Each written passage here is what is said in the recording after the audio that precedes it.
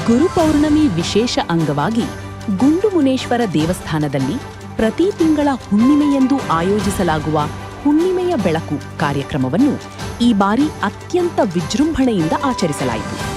ಈ ಸಂದರ್ಭದಲ್ಲಿ ದೇವಸ್ಥಾನದ ಧರ್ಮದರ್ಶಿಗಳು, ಸ್ಥಳೀಯ ಮುಖಂಡರು, ಗ್ರಾಮಸ್ಥರು ಹಾಗೂ ಭಕ್ತಾದಿಗಳು ಭಾಗವಹಿಸಿ ದೇವರ ದರ್ಶನ ಪಡೆದು ಆಶೀರ್ವಾದ ಪಡೆದರು.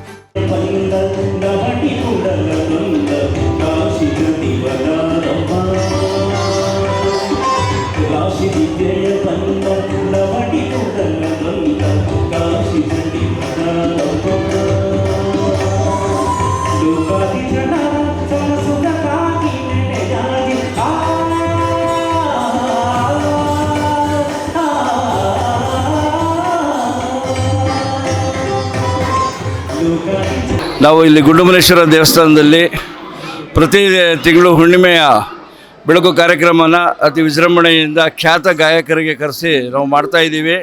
ಅದೇ ರೀತಿ ಈ ತಿಂಗಳು 6ನೇ ಹುಣ್ಣಿಮೆಯ ಬೆಳಕು ಕಾರ್ಯಕ್ರಮ ನಡೀತಾ ಇದೆ.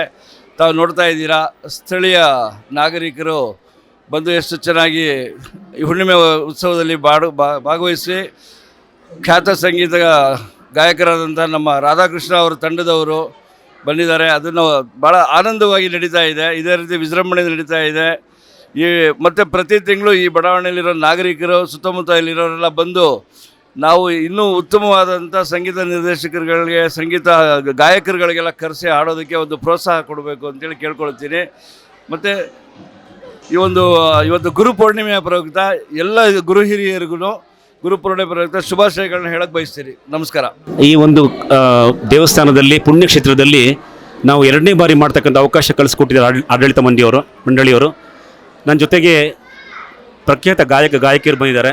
ಆದರೆ ಅವರಿಗೆ ನಾನು ಏನು ಹೇಳಿದೆ ಅಂದರೆ, ಈ ಒಂದು ಪುಣ್ಯಕ್ಷೇತ್ರದಲ್ಲಿ ನಾವು ಒಂದು ಭಗವಂತನಿಗೆ ಒಂದು ಪ್ರಾರ್ಥನಾ ರೂಪದಲ್ಲಿ ಗೀತಮಾಲಿಕೆಗಳನ್ನು ಸಲ್ಲಿಸೋಣ, ಭಗವಂತನ ಕೃಪೆಗೆ ಪಾತ್ರರಾಗೋಣ ಅಂತ ಎಲ್ಲರಿಗೂ ಕೇಳಿ ನಮ್ಮ ಪ್ರಖ್ಯಾತ ವಾದ್ಯಗೋಷ್ಠಿಯವರನ್ನು ಕರ್ಕೊಂಡು ಬಂದು ಅವರು ಅತ್ಯದ್ಭುತವಾಗಿ ಎಲ್ಲ ಹಾಡಲಿಕ್ಕೆ ಗೀತಮಾಲಿಕೆಯನ್ನು ಈ ಸ್ವಾಮಿ ಶ್ರೀ ಗುಂಡುಮುನೇಶ್ವರ ಸ್ವಾಮಿಗೆ ಅರ್ಪಿಸಲಿಕ್ಕೆ ಬಂದಿದ್ದಾರೆ.